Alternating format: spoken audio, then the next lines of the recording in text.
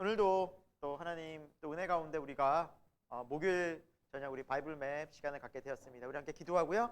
시간 함께 시작하도록 하겠습니다. 하나님 아버지, 오늘도 우리를 또 은혜 가운데 이 저녁 시간까지 인도하시고 말씀을 듣고 함께 배우고 은혜 받을 수 있는 이 귀한 시간에 불러주심에 감사함을 드립니다.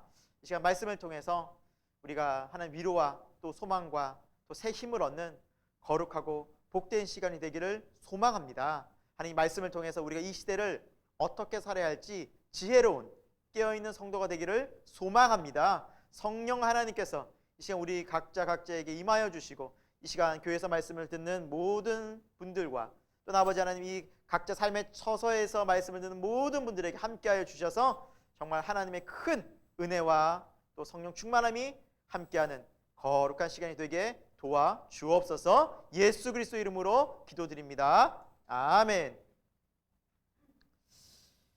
네, 한 주가 참 빨리 흐르는 것 같습니다. 네, 한 주 빨리 흐르고 올 한 해도 벌써 6월이네요. 여러분 참 시간이 빠르죠?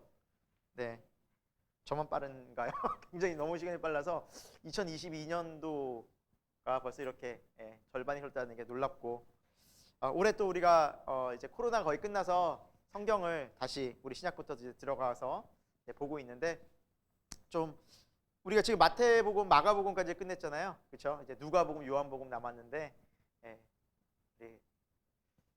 언제 가나 언제 이거 다 할 수 있을까 생각하지 마시고 우리가 뭐 마음에 저만 조급한가? 저는 이제 이거 언제 해야 되지라는 마음이 좀 들곤 합니다.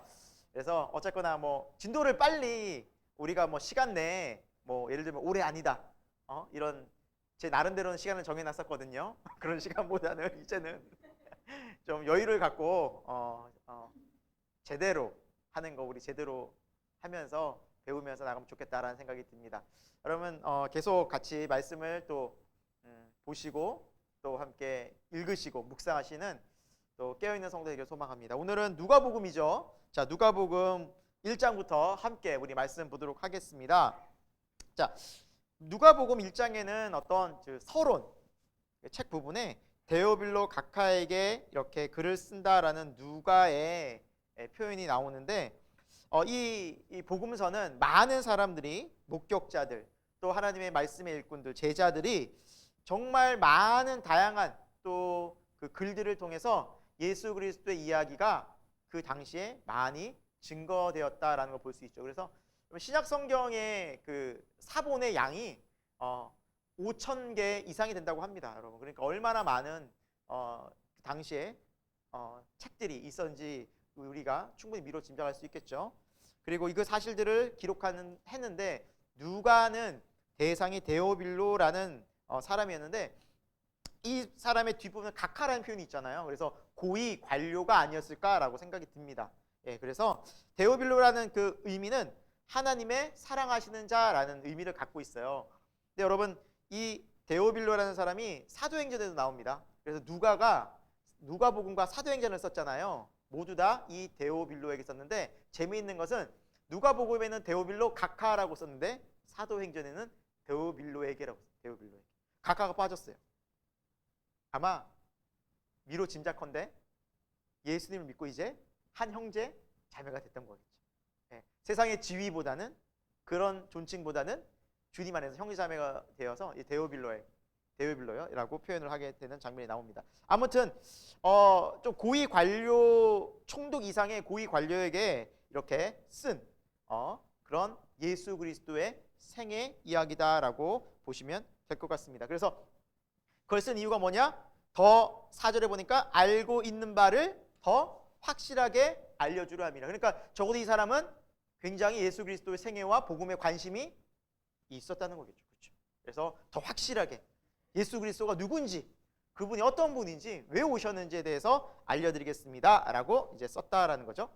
자, 5절부터 보시면 세례 요한의 출생부터 이제 나오게 되는데, 세례 요한은 제사장 출신이었던 사가랴의 아버지가 사가랴였고 그 어머니는 제사장 사가랴의 아내는 아론 자손의 후손이었던 엘리사벳이었습니다.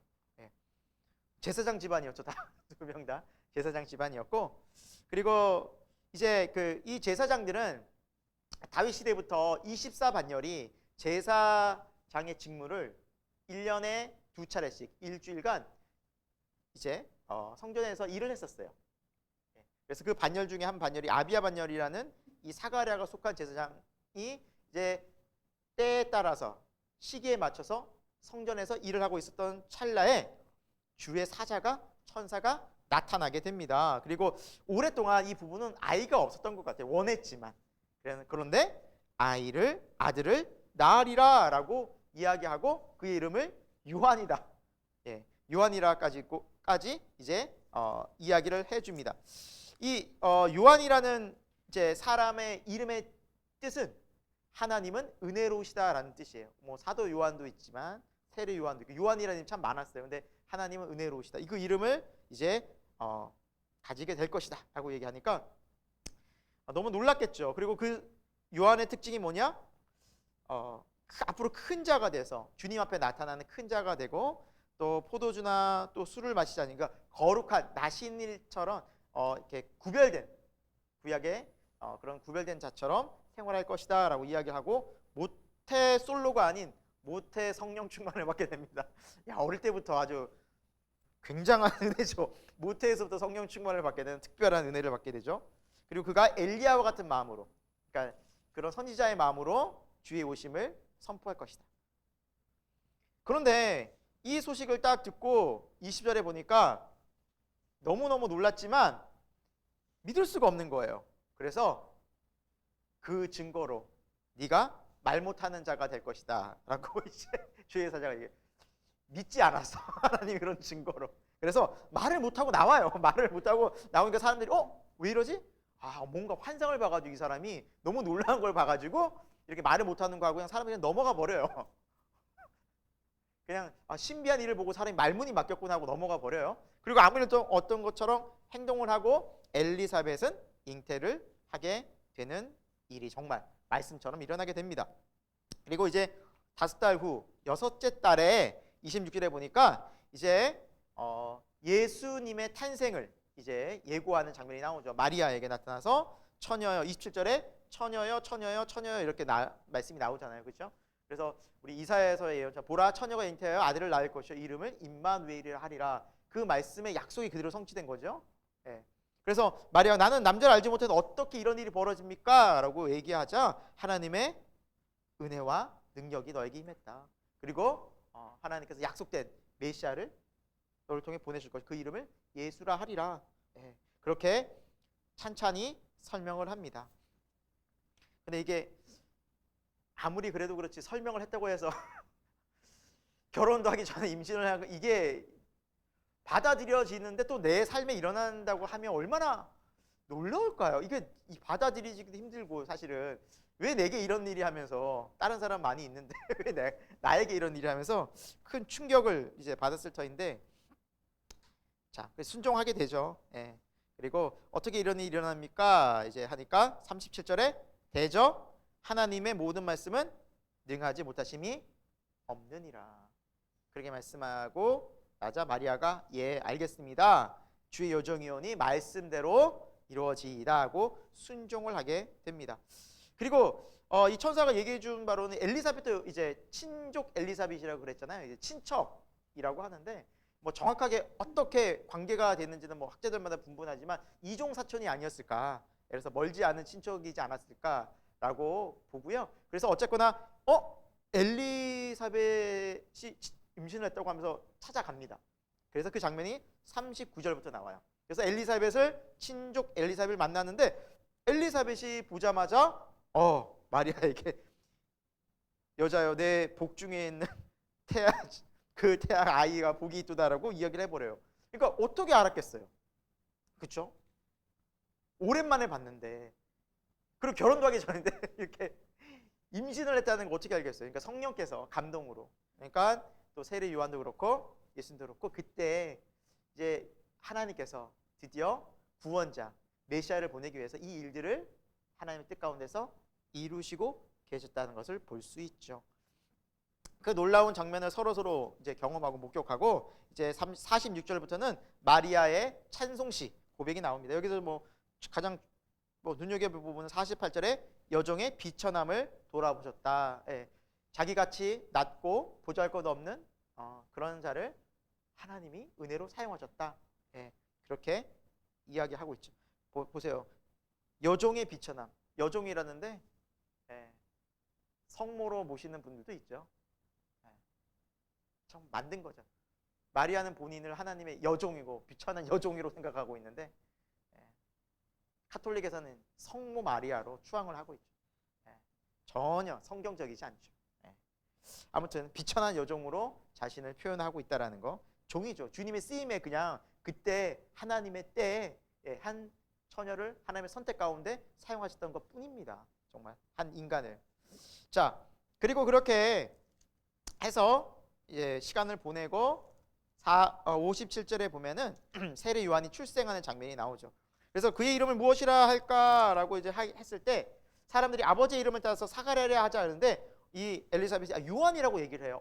우리 가족들 중에 요한이라는 이름을 쓰는 사람이 없는데? 라고 말하자 그때 갑자기 사가랴가 칠판 하나 달라서 거기다 요한이라고 써버려요. 그러면서 입이 열리게 되죠.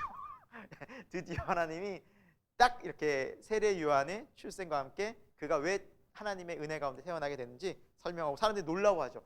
와, 이 사람은 이 아이는 보통 아이가 아니겠구나. 뭔가 하나님 예비하심이 있겠구나. 그렇게 태어나게 됩니다. 그리고 사가랴가 이제 67절부터 성령의 충만을 받고 하나님이 이제 구원을 우리에게 이루시고자 하신다. 그런데 이 세례 요한이 어떤 사람이냐? 76절에 주의 앞에 그 길을 준비하는 자다라고 이제 선포를 하게 되죠.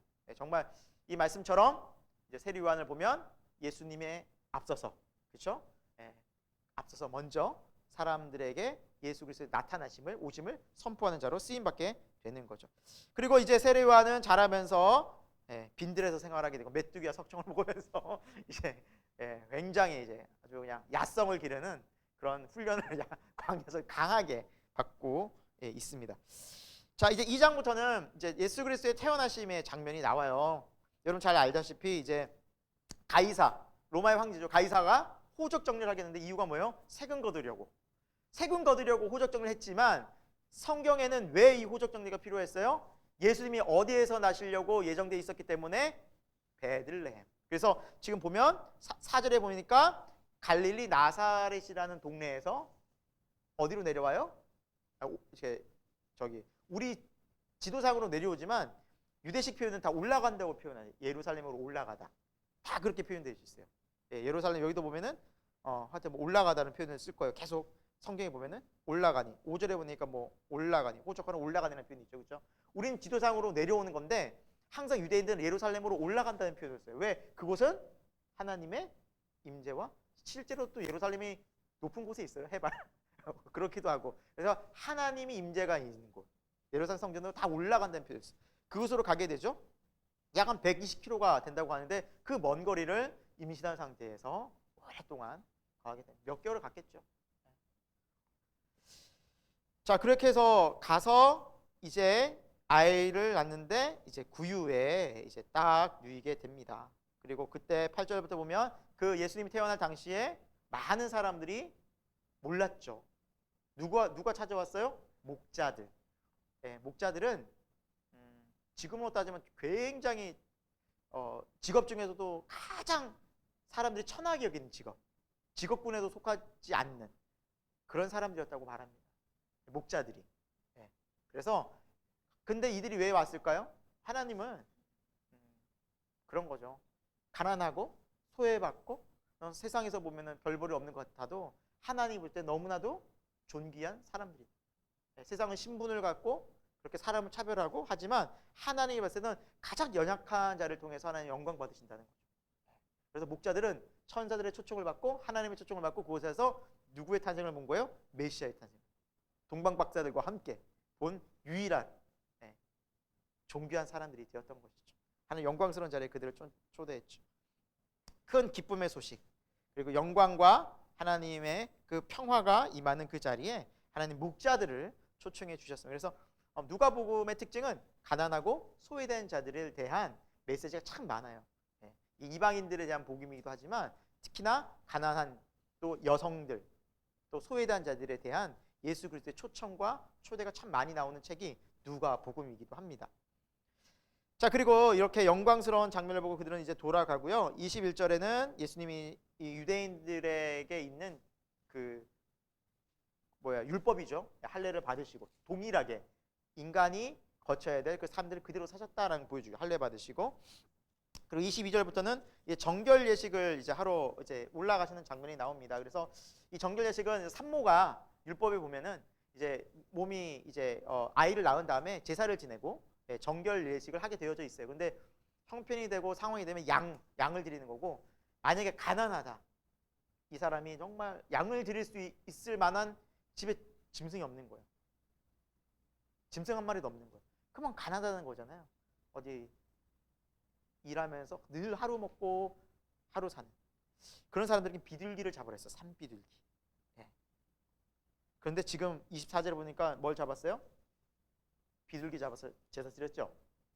그럼 예수님의 집이 마리아의 요셉의 가정 형편이 어떻다는 걸 알 수 있어요? 아주 가난했어요. 아주 가난했어요. 그러니까 예수님 어릴 때부터 아주 가난한 집에서 사셨어요.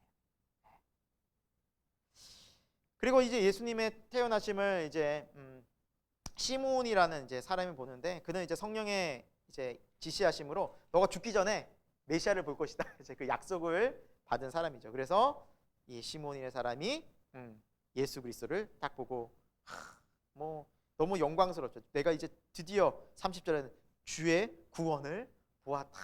너무 영광스럽게 하나님 찬송하는 장면이 나오고요. 그리고 36절에는 이제 안나라는 여인이 이제 오래전에 이제 7년 동안 이제 남편과 살다가 남편이 먼저 죽게 되고 과부로 84세까지 살게 된 노년의 이 안나에게도 이렇게 메시아가, 그러니까 하나님 알려주신 거였겠죠. 하나님이 이렇게 너희가 구원자를 볼 것이다. 아마 주의 천사가 알려주지 않았을까 다. 그래서 그들이 이제 메시아를 보고 감사하고 기뻐하는 장면들이 나오고요. 그리고 예수님이 40절에 보면 점점 자라면서 강하여지고 지혜와 또 은혜가 넘쳤다라는 장면이 나오고, 41절부터는 유일하게 예수님의 어린 그때의 이야기가 유일하게 나오는 장면이 바로 누가복음 2장 41절부터입니다. 그래서 12살 때, 그래서 6월절이 되면 항상 유대인들은 예루살렘으로 올라가서 절기를 지켰거든요. 예수님도 동일하게 매해마다 절기를 지켰는데 12살에 벌어진 사건이 나오는데, 그때 예수님이 예루살렘 성전에서 이제 다 절기를 지키고 돌아가는데 가족들이 예수님을 잃어버려요. 그래서 저도 이제 설교 때 이제 이 설교랑 기억이 나는데, 왜 잃어버렸을까? 어떻게 12살이면 부모가 보호해야 되는데, 근데 그때 예루살렘 성으로 이동할 때 보통 남녀의 무리가 따로 이동했다고 합니다. 그러니까 여성들은 여성들끼리, 남자들은 남자들끼리 다니는데 12살이란 예수님의 나이는 애매한 나이인 거예요. 성인이라고 하기도 그렇고, 또 그래서 어린이라고 하기도 그렇고, 그래서 이쪽에도 낄 수도 있었고 여성 무리에 낄 수도 있었고 남성 무리에도 낄 수 있었어요. 그래서 마리아는 없으니까 저쪽 남성들의 무리에 있겠지. 또 요셉의 입장에서는 없으니까 여성들의 무리에 있겠지. 그리고 생각 없이 간 거예요. 그래서 어떤 지점에 44절에 보니까 하루 끼일 정도 갔다가 친족 중에 나 못 봤는데? 서로 못 봤는데 하는 거예요. 아이쿠야, 놓고 왔구나. 그때서야 3일 만에 돌아간 거예요. 3일 동안 예수님이 어디 계셨던 거예요? 계속? 그쵸, 성전에. 막 자꾸 왜 여기 있었냐 하니까 그때 예수님 대답이 뭐였어요? 49절에 내가 내 아버지의 집에 있어야 될 줄을 알지 못하셨습니까? 라고 말씀을 하시죠. 성전을 내 아버지의 집이라고 말할 수 있는 사람은 없었거든요. 12살 된 예수님은 아셨던 거죠. 예수님이 어떤 사명을 갖고 오시고 태어났어요. 아무튼 예수님의 메시아 그 사상은 예수님이 이미 알고 계셨던 거예요. 예수님이 어떤 존재인지. 인간으로 오셨지만 분명하게 예수님은 신적인 인식이 있으셨다. 그게 어떤 분이지? 그런데 예수님은 이런 분이신데도 불구하고 51절에 보니까 나사렛에서 어떻게 사셨어요? 부모님을 순종하여 뭐였다? 받들었다라고 표현해요.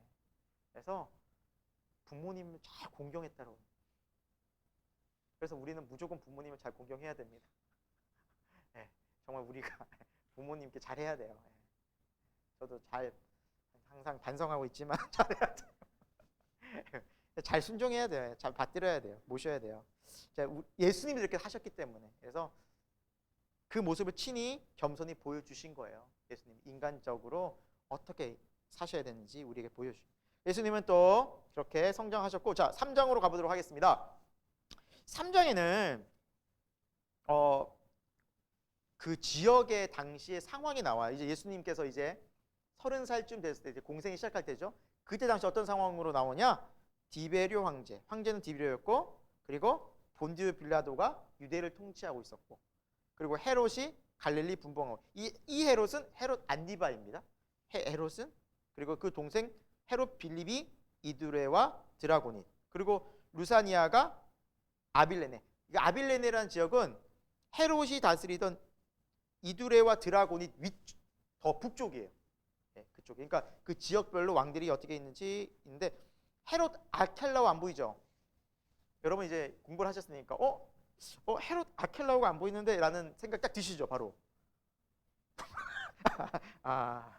잊어버리. 우리 3명 분봉왕 있어요. 헤롯 아켈라오, 헤롯 안디바, 헤롯 빌립. 그렇죠? 네. 기억은 나시죠? 3명. 그렇죠. 아켈라오가 없잖아요. 아켈라오는 좀 일찍 죽었어요. 일찍 죽고, 그래서 그 지역을 빌라도 총독이 다스리고, 유대를. 네. 자, 그리고 그때 대제사장은 2절에 보니까 안나스와 가야바. 대제사장 왜 2명이야? 안나스와 가야바는 장인과 사위였어요. 그래서 이 계속 나와요. 안나스라는 사람도 나오고, 그리고 우리 대제사장 가야바. 네, 가야바.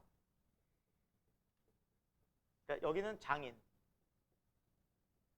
사위. 근데 이제 사실은 이들의 통치 기간을 보면 이 사람은 AD 6년에서부터 15년까지 다스렸고요. AD 18년부터 36년까지 다스렸어요. 그러니까 겹치진 않아요, 실제로. 유대를 유대 대제사장의 임기는 겹치지 않는데, 안나스라는 사람이 장인으로서 살아 있었거든요. 사위니까 어떻게 했어요? 당시 굉장히 간섭을 많이 했겠죠. 그래서 둘이 항상 같이 나와요. 계속 보면 예수님의 이 일대기에 보면 같이 나와요. 근데 장인과 사위의 관계였다. 하지만 안나스가 굉장히 실제적인 힘이 있었다 라고 볼 수 있죠.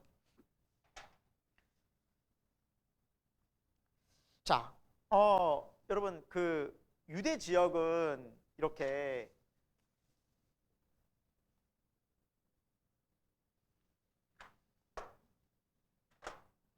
갈릴리, 여기 뭐 유대 예루살렘 지역이 있고요. 갈릴리 세 부분. 근데 그 세 곳으로 분할 통치도 되어져 있을 뿐더러 대제사장도 2명이나 막 이렇게 서로 막 협정을 또 하고 있고, 여러분 상황이 어떨 것 같아요? 또 당신 또 로마의 지배를 받고 있고, 상황이 어떨 것 같습니까? 굉장히 안 좋아요. 정말 복잡하고요. 정치적으로도 그렇고 종교적으로도 굉장히 안 좋아요. 지금 예수님 어떤 상태에 태어나신 거예요? 활동하신 거예요? 이렇게 혼란스러워. 이게 뭘 말하냐면, 여러분 복음은요, 우리가 지금 예수님이 참 힘든 시기를 산다고 하잖아요. 바쁘고 또 뭐 교회 다닌다고 하면 또 여러 가지 사람들이 안 좋게 보는 시각도 있고, 오늘날 예수님 시대도 마찬가지였어요. 너무나 혼란스럽고 복잡하고 정치적으로, 문화적으로, 종교적으로 굉장히 좀 지저분하고 복잡한 시기였어요. 하지만 그럼에도 불구하고 예수 그리스도의 복음은 어떻게 됐어요? 거기에서 그대로 선포되어지면서 빛을 발했어요. 환경과 문화와 상황과 관계없이 예수 그리스도의 복음은 언제 어디에서나 시대를 초월해서 우리에게는 가장 강력한 힘이 되는 걸 볼 수 있어요. 지금도 마찬가지. 지금도 우리가 어떤 문화와 어떤 문화 환경, 정치, 경제, 사회, 세상이 왜 이렇게 돌아가? 그럼에도 불구하고 예수 그리스도를 믿는 사람들의 모습은요, 언제나 이 세상을 이기는 예수님처럼 믿음의 삶을 걸어가야 된다는 거죠. 이 복잡함 속에서도 예수님은 뭐예요? 엄청난 그 핍박과 고난과 공격 속에서도 십자가의 길을 가셨잖아요. 우리가 일단 마태복음, 마가복음 봤잖아요. 예수님 얼마나 많은 공격받으셨어요? 오해받으셨어요? 미쳤다는 얘기 들었어요? 여러분, 사람이 미쳤다는 얘기를 들으면요 여러분 안 들어보셨죠? 우리 잘 안 듣잖아요. 얼마나 열받을 일이에요. 나 감히 예수님한테. 근데 그런 환경 속에서도 예수님은 십자가의 길을 계속 가시는 거예요. 우리가 그 모습에 좀 집중할 필요가 있어요. 이래서 믿기 힘들고 저래서 믿기 힘들고가 아니라 진짜 신앙은 어떤 상황과 환경 가운데서도 굴하지 않고 어떤 길을 가요? 이 십자가의 길을 가는 거예요. 우리는 예수님이 가셨던 것처럼. 그게 믿음이에요. 때로는 힘들고 어렵지만 이 길을 가는 거예요. 자, 이렇게 복잡하고 어지럽고 혼란스러운 가운데에서 세례 요한은 외치죠. 회개하라, 회개하라. 그렇게 주의 길을 예비하고 있었죠. 그러자 많은 사람들이 이제 회개를 하려고 이제 모이죠. 회개를 하려고 모이죠. 이 세례 요한의 말이 엄청 셌나 봐요. 실제로 보니까 이 세례 받으러 오는 무리에게 이르되 이 독사의 자식들아 이러면서 세례 받으러 오는데 독사의 자식. 아우, 설교 시간에 이 교회에서 독사의 자식들아 잘못 큰일 날 것 같아요. 교인들 막 시험 들어가서 상처받고 막 말 못하죠 우리는. 어디 독사의 자식. 감사하죠. 감사. 근데 이 독사의 자식들아 얘기를 들으면서 사람들이 엄청 막 10절에 보면 회개해요. 10절에 보면 무리가 우리가 이제 어떻게 해야 됩니까? 옷 두 벌 있는 자는 나눠주라고. 여러분 옷 많잖아요. 지금 한 벌만 빼고 다 나눠줄 수 있겠어요? 이게 회개인 거예요. 회개. 먹을 것도 다 나눠주라는 거예요. 지금 세리들한테는 다 속이고 살았거든요. 세리들은 다 도둑질하고 진짜 이게 다반사였어요. 일상이었어요. 속이는 게 이상한 게 아니었어요. 세리는 속이는 사람. 그런데 속이지 마라. 속이지 마라. 14절에는 군인들은, 여기서 군인들이랑 누구일까요, 여러분? 군인들. 유대인들은 군인이 없잖아요. 로마 군인이에요. 로마 군인도 세례 받으러 온 거예요. 그러니까 이 말씀이 능력 있고 살아 있으니까 이방인들도 막 말씀 앞에서 막 이제 막 회개하려고 하는 거예요. 강탈하지 말고, 그렇죠? 거짓으로 고발하지 말고 금료도 족한 줄로. 그러니까 진짜 감사하고 정직하게 살라 이 말을 막 한 거예요. 그리고 그 순종하려는 사람들한테 다 뭘 줬어요? 다 세례 베풀고 한 거예요. 그러니까 15절에 사람들이 와, 혹시 이 사람이 그리스도 아니야? 약속된 메시아 아니야? 그러니까 요한이 뭐예요? 아니다, 나는 아니다. 내 뒤에 오시는 분이 계시는데 나는 그의 신발끈 풀기도 나는 뭐 감당치 못하는, 신발도 못 건드는 자다. 그 샌들 하나도 나는 손끝 하나도 닿기에 너무나 나는 부족한 자다. 감히 나는 만질 수도 없다. 그가 오시면 뭘로 세례 주신다? 성령과 불로. 성령으로 세례를 임한. 너희는 물로 받지만 성령은 어떤 분이에요? 하나님이잖아요. 하나님의 임재가 너희들에게 임할 것이다. 이런 분이 오신다. 나랑 비교가 자체가 안 된다. 비교하지 말아라. 그리고 그분이 오셔서 하신 일이 뭐예요? 쭉정이와 알곡을 심판주로 오신다. 또한. 자, 그렇게 설교를 하던 또 요한은 결국 헤로디아, 우리 봤죠? 헤롯 안디바의 그 결혼 문제로 이제 잡히게 되고, 그리고 요 장면은 자 20절에 보면은 요한이 옥에 갇히는 장면이 나오죠. 20절에. 그렇죠? 근데 21절에 예수님이 세례 요한에게 세례를 받은, 이거 어떻게 된 거야? 이거 뭐냐면 시간적 도치예요. 그냥 요한의 삶을 그냥 요한이 이런 삶을 살았더라라고 기록한 것뿐이지 시간 순서대로 이해하면 오해할 수 있어요. 아시겠죠? 이거 시간 순서고 이해하시면 안 되고요. 나중에 후에 요한은 옥에 갇히게 되었다라고 이해하시면 돼요. 자, 21절에는 이제 그 설교 이후에 또 계속해서 또 설교 세례를 베풀다가 누가 오세요? 드디어 예수님 오시죠. 예수님 세례를 이렇게 요한이 계속 꺼리죠. 그런데 이렇게 하는 것이 하나님의 의를 이루는 것이라 이제 허락하라. 그래서 세례를 베풀죠. 그때 성부 하나님의 목소리가 들리고 하늘에서 이는 내 사랑하는 아들이라. 그리고 성령이 비둘같이 그 위에 임재하시는 것을 보게 되죠. 그리고 성자 예수님은 세례를 받고, 그래서 성부와 성자와 성령 하나님이 우리 인류를 구원하시기 위한 그 일들을 다 관여하시고 함께 하시는 그 모습을 보게 되는 거예요. 그래서 여러분, 구원 사역은 예수님만 십자가 열심히 지고 하시는 게 아니라 성부 하나님 보고 계시고, 또 뭐 사랑하는 아들을 지켜보고 계시고, 성령 하나님은 능력으로 함께 하시고, 성자 예수님이 인간의 몸으로 오셔서 사람들에게 복음과 사랑을 계속 준 거예요. 그러니까 성부와 성자와 성령 하나님, 삼위일체 하나님이 이 구원 사역에 함께 하신 것을 볼 수 있다는 거죠. 자, 그리고 23절부터 나오는 건 예수님의 족보인데, 우리 마태복음에도 족보가 나오죠. 그래서 족보는 마태와 누가 두 곳에 나오는데, 특징이 뭐냐? 대표적 특징은 이제 아래에서부터, 요셉에서부터 위로 쭉 거슬러 가는데 어디까지 가요? 38절에 보니까 네, 하나님. 그러니까 우리는 누구로부터 시작됐다는 거예요? 하나님. 마태는 유대인들을 향한 복음이잖아요. 그러니까 그 위로 유대인들의 조상인 아브라함부터 하지만, 이 누가는 이방인들을 향한 복음이라서 우리 모두는 다 하나님 안에서 하나다라는 거죠. 하나님으로부터 왔다는 거. 우리 모든 인류는. 그래서 제일 위는 하나님이시다라고 나와요. 자, 4장에는 예수님께서 시험 받으시는 장면이 나옵니다. 특별히 뭐 눈여겨 보실 부분은 성령의 충만함을 받고 성령에 이끌리시어 마귀에게 시험을 받으러 나가셨다라는 거죠. 그래서 성령이 그 시험 받는 자리로 가게 하셨다. 왜 그랬을까요? 우리 인간이 받는 그 시험을 그대로 받으시려고 예수님 인간으로 오셨기 때문에. 그런데 예수님만 시험을 이기셨다라는 거죠. 그래서 우리는 우리의 시험과 이 세상의 많은 고난과 어려움을 누구를 바라보고 살면 이길 수 있다는 거예요? 예수님. 예수님 세 가지 시험이잖아요. 떡이 돌이 되게 하는 그 시험과 그 영광 가운데, 그렇죠? 내게 엎드려 절하라. 또 그리고 뛰어내리라. 그리고 이런 시험들 했을 때 예수님께서 다 우리 앞에서 봤지만 가장 중요한 핵심. 자, 뭘로 물리치셨다? 이게 제일 중요한 거죠. 뭘로? 예수님의 권위와 눈빛으로? 아니죠.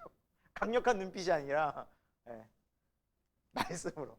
뭐 쳐다만 봐도 사실은 할 말은 없어요. 마귀가. 가야 돼요. 눈치껏 딱 해야 돼요. 근데 말씀으로 해요. 말씀으로. 왜 그러셨어요? 우리가 시험을 이기는 방법을 알려주신 거예요. 사탄을 물리칠 수 있는 방법. 그래서 에베소서에 보면 말씀의 검. 말씀의 검. 자, 그렇게 시험을 이기신 예수님의 모습이 나오고요. 그리고 13절에 보니까 사탄이 얼마 동안 떠나니라. 그렇죠? 13절. 예수님한테도 얼마 동안 떠나 있었던 사탄이에요, 여러분.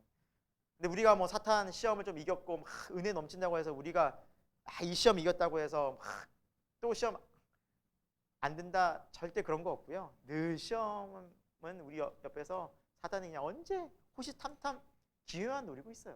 틈만 보고 있어요. 그게 사탄이에요. 우리 죽을 때까지 그럴 거예요. 죽을 때까지. 이 영적 싸움은 끝나지 않아요. 죽을 때. 그래서 늘 깨어 있어야 돼요. 늘 겸손해야 돼요. 늘 기도해야 돼요. 늘 예수님 따라가지 않으면 우리도 언제 어떻게 시험에 들어서 넘어지고 또 죄 가운데 분명히 타락해 갈 수도 있다라는 거죠. 자 14절부터 보시면 예수님 이제 성령의 뭐로? 능력으로 사역을 시작하시죠. 자, 성부, 성자, 성령이 함께 하시는, 성령님의 능력을 함께 하시는 장면이 나오고요. 예수님께서 이제 나사렛에서 16절부터 보면 안식일에 해당해서 가르치시는데 어떤 말씀을 펴셨어요? 이사야서의 말씀이죠. 예언된 말씀. 메시아의 예언의 말씀입니다. 이사야 61장 1, 2절의 말씀인데요. 우리 18, 19절인데요. 같이 한번 읽어보겠습니다. 메시아 사역이 어떤 사역인지 같이 읽겠습니다. 시작. 주의 성령이 내게 임하셨으니 이는 가난한 자에게 복음을 전하게 하시려고 네게 기름을 부으시고 나를 보내사 포로된 자에게 자유를, 눈먼 자에게 다시 보게 함을 전파하며 눌린 자를 자유롭게 하고 주의 은혜를 전파하게 하려 하심이라 하였더라. 아멘. 여러분, 여기서 포로된 자를 자유하게 하며, 여기서 이스라엘이 로마의 압제를 받고 뭐 포로 생활에서 자유하게 했던 그런 육적인 게 아니라 죄의 포로, 이 영적인 거예요. 죄의 사슬. 예. 그거를 주님께서 해결하러 오신 거예요. 그러니까 유대인들은 한참 잘못 생각한 거죠. 예수님 우리를 해방시키러 오셨구나.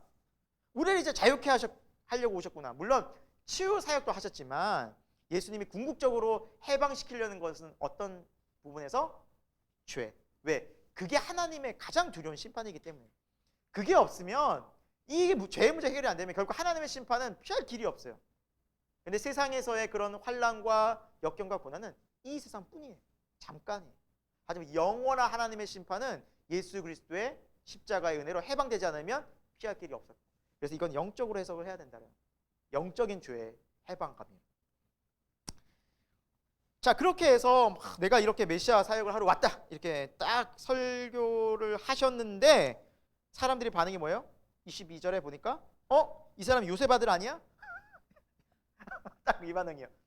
이게 어릴 때부터 우리가 봤던 그 청년 아니야? 갑자기 왜 저래? 그러니까 아는 사람한테 어릴 때부터 알아왔으니 어릴 때부터 예수님이 메시아라는 것을 안 드러내셨잖아요. 이제 딱 공생의 30살부터 시작하셨으니 이 사람들은 뻥진 거예요.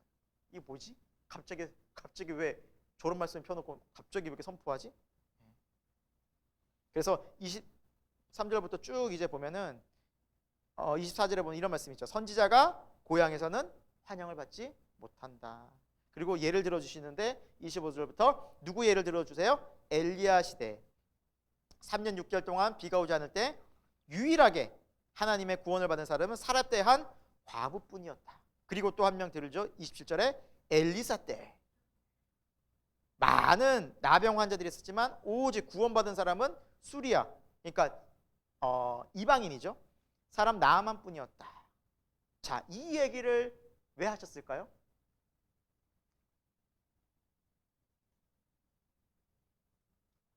너희는 지금 그 회당에서 말씀을 듣고 오랫동안 말씀을 한다고 하지만 이 사람들의 믿음보다도 못하다라는 거예요. 근데 지금 한 사람은 과부였고 한 사람 비교당한 사람 누구예요? 이방인이었어요. 화가 나겠어요, 안 나겠어요? 이 사람도 이렇게 믿음이 있어서 이방인이지만 구원을 받았는데 너희는 유대인이라 하면서 왜 나를 이렇게 핍박하고 믿지 않느냐라고 얘기하시는 거예요, 이 말투. 그러니까 이 사람들이 화가 나서 28절에 뭐예요? 화가 났죠. 28절에 화가 나서 29절에 동네 바깥 낭떠러지로 끌고 가서 죽이려고 한 거예요, 예수님을. 그러자 30절에 그들 가운데서 예수님이 지나가시더라. 뭔가 좀 이해 안 되는 부분이 나오는데 놀라운 부분이 아니죠. 죽이려고 사람들이 막 예수님을 끌고 가는데 갑자기 예수님이 쑥 나오세요. 그러니까 아직 예수님이 그렇게 죽으실 때가 아닌 거지. 그래서 어떤 하나님이 신비로운 기적과 능력으로 그냥 그곳에 그냥 나오신 거예요. 예수님이 해하려 해서 할 수가 없는 거예요. 사람들이 무리가 죽이려고 해도 예수님 절대 죽일 수가 없어요. 십자가 때가 아직 안 됐기 때문에. 그리고 예수님께서는 사역을 계속 하십니다. 십자가의 길을 걸어가시죠. 31절부터 보면 이제 안식일에 귀신 들린 사람을 고쳐주시고, 그러니까 귀신 들린 사람은 바로 막 알죠. 우리를 멸하러 왔습니까? 34절에 보니까 당신은 하나님의 거룩한 자니이다. 그래서 권능과 능력을 행하시죠. 그리고 38절부터 39절에는 이제 시몬 베드로의 장모의 병도 고쳐주시고, 그리고 그 외에도 40절부터 보면은 많은 온갖 병자들을 일일이 손을 얹어서 치유하시는 장면이 나옵니다. 그래서 예수님께서는 한 사람 한 사람을 그냥 말씀만으로 멀리서 고칠 수도 있지만 일일이 손을 얹으셨다는 표현에서 보듯이 한 사람 한 사람을 한 영혼 한 영혼을 인격적으로 대하신 거죠. 그래서 당신은 사람의 손을 댄다는 것, 특히 불결한 거죠. 환자에게 부정하거든요. 그러니까 그거 다 초월하신 거예요. 사랑으로 다 치료하신 거예요. 자, 그리고 42절부터 보시면 예수님께서는 그렇게 바쁜 와중에서도 한적한 곳으로 가서 기도하시고, 또한 예수님의 복음, 하나님 나라의 복음을 계속 전하고 계셨는데 43절에도 끝에 보면 나는 이 일을 위하여 보내심을 받았노라. 이 일이 뭐겠어요? 하나님 나라 복음 전하려. 그래서 하나님은 하늘나라 복음, 즉 천국을 알려주러 오신 분이에요. 영원한 하나님 나라, 그걸 알려주러 오신 분이에요. 그리고 계속 전도하셨어요. 자, 5장에는 우리가 잘 아는 베드로의 그 하나님 예수님이 부르신 장면이 나오죠. 게네사렛 호숫가에 서서 이제 예수님께서 복음을 전하시는데 마침 시몬의 배에 오르시죠. 그러니까 시몬은 이제 밤이 새도록 그물을 내리고 이제 집에 들어갈까 했는데 예수님이 덜컥 앉으시니까 뭐 가지도 못해 이제. 그래서 어쩔 수 없이 또 그 배에서 말씀을 듣고 함께 하게 되죠. 그때 예수님 말씀이 끝났는데 뭐라 말씀하세요? 4절에 깊은 데로 가서 그물을 내려 고기를 잡아. 근데 베드로가 참 이렇게 고백을 하죠. 귀하게 밤새도록 수고하였지만 우리가 잡은 것이 없었습니다. 하지만 말씀에 이 찬양, 주의 말씀 의지하여 깊은 곳에 그물 던져. 그렇죠? 이게 쉬운 것 같지만 여러분 절대 쉽지 않아요. 예수님은 목수잖아요. 출신이. 베드로는 베테랑 어부예요. 누구 말이 상식적으로 듣기에 맞겠어요. 그리고 밤이 새도록 내려봤어요. 그물을. 해봤는데 또 하라 그러잖아요. 짜증나요? 안 나요? 나죠, 인간적으로. 했는데 기도 계속 했는데 안 되는데 목사님이 더 기도하십시오 이러면 목사님이 진짜 아우 내가 얼마나 기도하는지 아시구나 저러시나. 여러분 속상하잖아요. 힘들어가지고 목사님 찾아갔는데 더 기도하라고 그러면 속상해. 나잖아요. 더 순종해 보세요. 그러면 여러분 순종했는데도 순종해 보세요. 오랫동안 기다리는데 더 기다려 보세요. 이런 거랑 똑같은 거예요. 그러니까 얼마나 이게 어려운 거예요. 근데 말씀이 의지해요. 이게 믿음이에요. 이 믿음 속에는 지금 예수 그리스도를 몫으로 본 게 아니에요. 저분은 뭔가 특별하다. 말씀을 듣고 보니 알고 보니 저분은 뭔가 내렸어요? 어떤 일이 벌어졌어요? 그물이 찢어지도록 많이 잡힌 거예요. 정말 말씀처럼 배 2배 가득 실어요. 옆에 있던 야고보와 요한을 끌어와요. 동업자에. 그러면서 중요한 게 나오죠. 8절에 그걸 보고 감사하고 정말 수지 맞았네 그런 게 아니라 뭐라 말해요? 엎드려 주여 나를 떠나서 나는 죄인으로서. 물고기 잡았다고 갑자기 죄인 얘기가 나오겠어요? 안 나오겠어요? 상식적으로 안 나와요. 이미 베드로의 마음에는 예수님의 말씀이 들어왔던 거예요. 계속 그 말씀이 계속 되뇌었던 거예요. 그런데 이 결정적 순간에 이분은 보통 분이 아니구나. 주여, 더 로드라, 로드. 나이도 한참 어릴 텐데, 나이도 어리고 무릎을 꿇었다는 건 여러분 최고의 경배예요.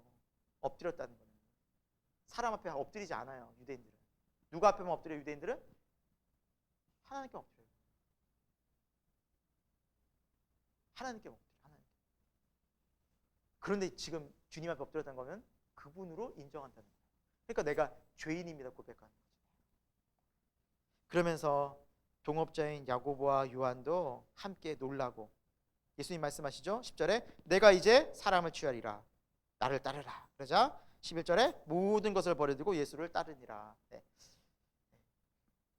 이제 삶의 우선순위가 완전히 바뀌어져 버린 거죠. 주님 말씀, 주님 뜻, 하나님 나라로. 이게 진짜 제자의 모습이라는 거예요. 제자는 정말 하나님의 말씀 속에 우선순위가 바뀌는 삶을 살아요. 예수님 만나면 뭐가 중요한지 알아요. 이제 진짜 제자의 삶은 처음부터 바뀌는 거예요. 여러분. 말씀을 잘 훈련받고 1단계, 2단계, 3단계 훈련을 거쳐서 제자가 되는 것이 아니라 제자가 돼서 훈련을 받는 거예요. 그래서 제자 훈련이라고 그러죠. 제자가 된 사람을 훈련시키는 거예요. 훈련 받는다고 해서 제자가 절대 되는 게 아니에요. 그래서 처음에 그 사람이 제자로 예수님 앞에 엎드려 파봐요.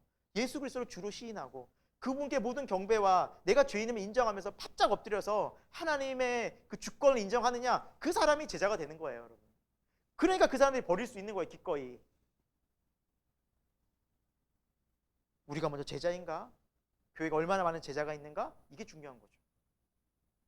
나중에 요한복음에 보면 그걸 거듭남이라고 말합니다. 거듭났는가? 이 사람이 거듭났는가? 우리가 거듭나서 신앙생활 하는가? 그래서 이렇게 거듭나고 주님 앞에서 온전히 믿음을 갖게 되니까 기꺼이 따를 수 있게 되는 거예요. 자발적으로 순종하게 되는 거죠. 기꺼이 주님께 헌신하게 되는 거죠. 자, 그리고 주님의 메시아 사역이 함께 시작되는데요. 예수님께서는 또 온몸에 나병 걸린 또 사람을 치유하십니다. 어떻게 치유하세요? 또 손을 내밀어 대십니다. 이건 부정한 거예요. 이런 율법에 어긋나요? 하지만 예수님은 그것을 뛰어넘는 사랑의 표현으로 되셨어요. 하지만 예수님은 율법을 그렇다고 폐하러 오신 분이 아니에요. 다음 아래쪽을 보면 알 수 있어요. 14절에 내 몸을 누구에게 보이라? 제사장에게 보이고 모세에게 명한 대로 해라. 왜 그러셨어요? 율법대로 하라는 거예요. 그러니까 예수는 율법을 폐하러 오신 게 아니에요. 단 율법을 뛰어넘는 사랑을 보여주기 위함인 거예요. 사람이 더럽다고 해서 부정하다고 해서 외면할 때 주님은 그들이 더럽고 부정한 것 때문에 죄 때문에 외면당할 이유가 없이 그들은 사랑의 대상이다라고 만져주시는 거예요. 불러주시는 거예요. 사랑하시는 거예요. 그리고 그걸 회복시켜 주셨죠. 자, 그리고 16절에 예수님은 또 한적한 곳에서 기도하시면서 계속 사역과 기도를 해 가시는 모습을 보여줍니다. 자, 17절부터는 이제 우리가 잘 아는 중풍병자를 고치신 사건이 나와. 이 사건은 마태, 마가, 누가에 다 나온 사건이죠. 그렇죠? 지붕을 뜯어내는 사건. 그렇죠? 그래서 그렇게 나오는 그들의 믿음을 보시고 주님은 기적을 일으켜 주셨죠. 자, 이거 넘어가도록 할게요. 자, 27절에는 마태 레위를 이제 부르시는 장면이 나옵니다. 그리고 나를 따르라니 그도 예수님을 따랐죠. 아마 여기에는 한 문장으로 나왔지만 아마 적어도 레위도 마태도 아마 하나님의 복음을 계속해서 분명히 들었을 겁니다. 그래서 그의 심경에 분명한 변화들이 일어났기 때문에 예수님 말 한마디에 아마 따라오게 되었을 것 같아요. 분명히. 자, 그리고 레위가 너무 기뻐서 예수님에서 자기 집에서 29절에 보니까 잔치를 열게 되는데 뭐 레위니까 세리니까 뭐 다 죄인들이 많았지 않았겠습니까? 또 다 세리 친구들이고 그리고 모여서 하니까 거기에 또 바리새인과 서기관들이 트집을 잡는 거예요. 너희는 어떻게 죄인들이랑 모여가지고 막 먹고 마시고 할 수 있느냐? 거룩하지 못하게. 예수가 정말 선지자라면 저렇게 거룩하지 못한 짓을 할 수 있냐라고 이제 비방하게 하죠. 하지만 예수님께서 뭐라 말씀하십니까? 32절에 내가 온 것은 누굴 불러 회개시키러 왔다? 죄인을 불러 회개시키러. 그러니까 내가 죄인을 부르러 왔다는 거죠. 난 죄인을 부르러 왔다는 거죠. 네. 그리고 이제 그들이 막 물어요. 야, 요한의 제자들은 막 금식도 하고 말이야, 기도도 열심히 하는데 당신의 제자는 맨날 먹고 마시고 이게 뭐 하는 거냐? 그래서 예수님께서는 이렇게 말씀하세요. 혼인집 손님들이 신랑이랑 함께 있을 때 금식할 수 있느냐? 그러니까 예수님이 뭐라는 거예요? 지금 신랑 주인공이다.